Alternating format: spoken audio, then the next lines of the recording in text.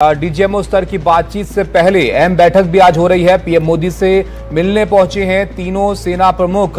राजनाथ सिंह भी पीएम के साथ इस बैठक में मौजूद हैं। सीडीएस अनिल चौहान भी पीएम आवास पर पहुंचे हैं। तो डीजीएमओ स्तर की बातचीत से पहले ये महत्वपूर्ण बैठक पीएम आवास पर हो रही है, जहां रक्षा मंत्री भी मौजूद हैं और साथ ही तीनों सेना प्रमुख हैं। सीडीएस अनिल चौहान भी पीएम आवास पर इस बैठक के लिए पहुंचे हैं। तो आगे क्या रणनीति होगी, इस पर चर्चा होगी इस बैठक में। आपको बता दें कि बैठकों का दौर लगातार जारी है। कई महत्वपूर्ण बैठकें अब तक हुई, एक बार फिर से अब बड़े स्तर की बैठक चल रही है। इससे पहले कि डीजीएमओ स्तर की बातचीत हो, उससे पहले प्रधानमंत्री मोदी से मिलने के लिए तीनों सेना प्रमुख पहुंचे हैं। रक्षा मंत्री खुद वहां पर मौजूद है, साथ ही सीडीएस अनिल चौहान भी हैं वहां पर। और इस वक्त क्या रणनीति आगे होगी, इस पर चर्चा की जा रही है। इससे पहले मैसेज साफ पाकिस्तान को इस बात का दे दिया गया था कि किसी भी हिमाकत का किस तरह से जवाब भारत यहां पर देगा। और ऐसे में आज डीजीएमओ लेवल की बातचीत होनी है, तो उससे पहले बहुत महत्वपूर्ण है ये मुलाकात जो पीएम मोदी के साथ सेना प्रमुखों की यहां पर हो रही है। अखिलेश जी हमारे साथ जुड़े, हमारे सहयोगी। अखिलेश जी बताइए, इस बैठक को लेकर क्या जानकारी मिल पा रही है? देखिए, इस बैठक में हिस्सा लेने के लिए रक्षा मंत्री राजनाथ सिंह भी यहां पर पहुंच गए हैं। तो रक्षा मंत्री राजनाथ सिंह के साथ साथ सीडीएस और तीनों सेना प्रमुख भी इस बैठक में मौजूद हैं। आपको बता दूं ताबिश कि जब से ये ऑपरेशन सिंदूर शुरू हुआ है और उसके कई चरण शुरू हुए, तब से ये 5वीं बार ऐसा हो रहा है कि तमाम वरिष्ठ अधिकारी जो है वो पीएम नरेंद्र मोदी से मुलाकात कर रहे हैं। हर जो कार्रवाई हो रही है उसकी मॉनिटरिंग सीधे पीएम मोदी कर रहे हैं, उनको उसकी रिपोर्ट दी जा रही है। और अब जबकि अब से कुछ ही देर बाद पाकिस्तान के डीजीएमओ और भारत के डीजीएमओ के बीच में बातचीत होने जा रही है। 12 बजे, ठीक 12 बजे ये बातचीत फ़ोन पर होगी। उससे पहले ये काफ़ी महत्वपूर्ण बैठक मानी जा रही है।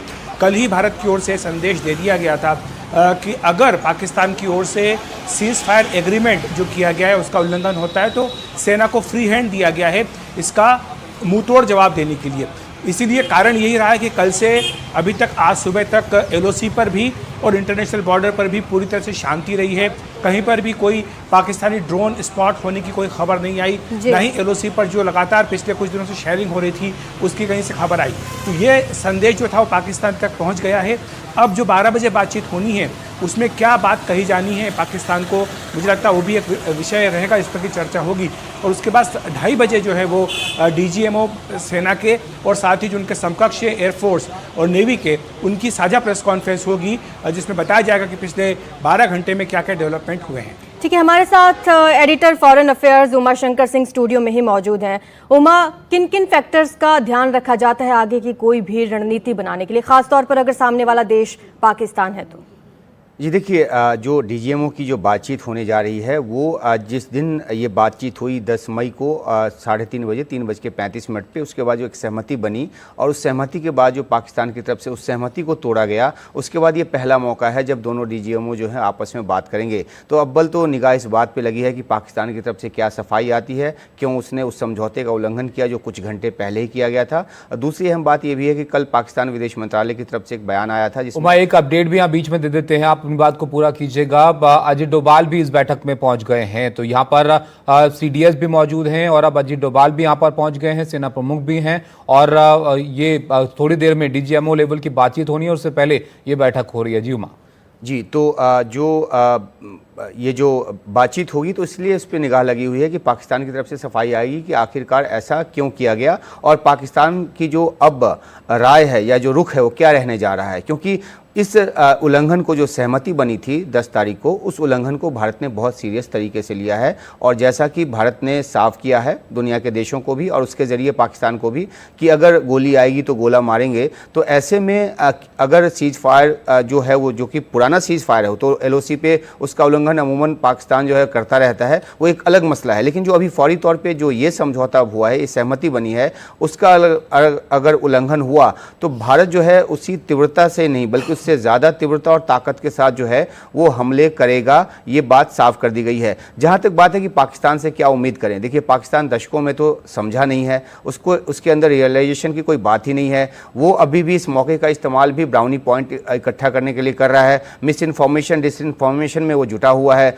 उसकी तरफ से जो हमले शुरू हुए, देखिए 7 मई को पाकिस्तान को ये मौका दिया गया था जब भारत ने 9 आतंकी ठिकानों पर, मुख्यालयों पर हमला किया। उसके बाद डीजीएमओ के जरिए ही पाकिस्तान को ये जानकारी दी गई और पूछा गया कि अगर आप इस मुतल्लिक कोई बात करना चाहते हैं तो हम तैयार हैं। लेकिन पाकिस्तान ने बात करने की बजाय भारत पर हमले करने का जो एक मौका है वो चुना, और चाहे वो 7 की रात हो या 8 की रात हो या 9 की रात हो, उसकी तरफ से हमले होते रहे। और जैसे जैसे हमले होते रहे, भारत की तरफ से जो हमले की जो ताकत है, जो तीव्रता है, वो बढ़ाई जाती रही। और जब 10 तारीख को भारत ने उनके बेसिस पे हमले किए, जिसमें उनको काफ़ी नुकसान हुआ, उसके बाद जो है पाकिस्तान सहमा और फिर उसने अमेरिका का दरवाज़ा खटखटाया। वहाँ के विदेश मंत्री मार्को रूबियो ने आसिम मुनीर को फ़ोन किया, उसके बाद हमारे विदेश मंत्री को फ़ोन किया, हमारे विदेश मंत्री को फ़ोन करने के बाद वापस आसिम मुनीर को फ़ोन किया, और तकरीबन आधे घंटे की बातचीत हुई। तो एक जो पॉलिटिकल प्रोटोकॉल होता है उसको तोड़ के अमेरिका ने अब पाकिस्तान के सेना प्रमुख को बात किया, वहाँ की लीडरशिप से वो बात चल रही थी, उससे बात बनी नहीं। तो ये भी दिखाता है कि पाकिस्तान से क्या उम्मीद की जाए, क्योंकि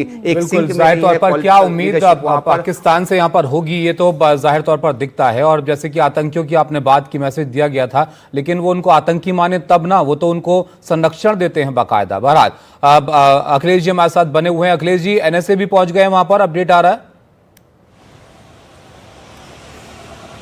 बिल्कुल, राष्ट्रीय सुरक्षा सलाहकार अजीत डोभाल भी इस बैठक में पहुंच गए हैं। और जैसा मैंने कहा कि ये 5वीं बार है जब ऑपरेशन सिंदूर लॉन्च होने के बाद इस तरह की उच्च स्तरीय बैठक पीएम नरेंद्र मोदी के साथ हो रही है। इससे पहले जो बैठकें हुई उनकी तस्वीरें भी बाकायदा जारी की गई थी। माना जा रहा है कि इस बैठक की भी तस्वीर अब से कुछ देर बाद आएगी। लेकिन जो हम चर्चा कर रहे थे ताबिश की, अब से कुछ देर बाद जो डीजीएमओ की वार्ता होने जा रही है दोनों देशों के डीजीएमओ की, उससे पहले ये बैठक काफ़ी महत्वपूर्ण मानी जा रही है।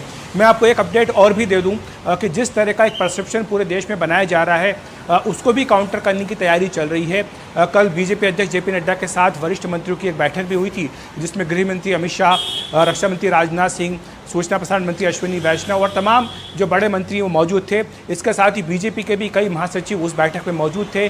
माना जा रहा है कि बीजेपी पूरे देश में इसको काउंटर करने के लिए जो नैरेटिव विपक्ष की ओर से बनाया जा रहा है ऑपरेशन सिंदूर और सीज फायर को लेकर, उसको काउंटर करने के लिए पूरे देश में प्रचार अभियान चलाएगी। तो ये भी बीजेपी की ओर से कोशिश होगी कि जो गलतफहमियां पैदा की जा रही हैं इस ऑपरेशन को लेकर और सीज फायर को लेकर, उन्हें भी दूर किया जाए, ताकि जो सही तस्वीर है वो देश की जनता के सामने रखी जा सके।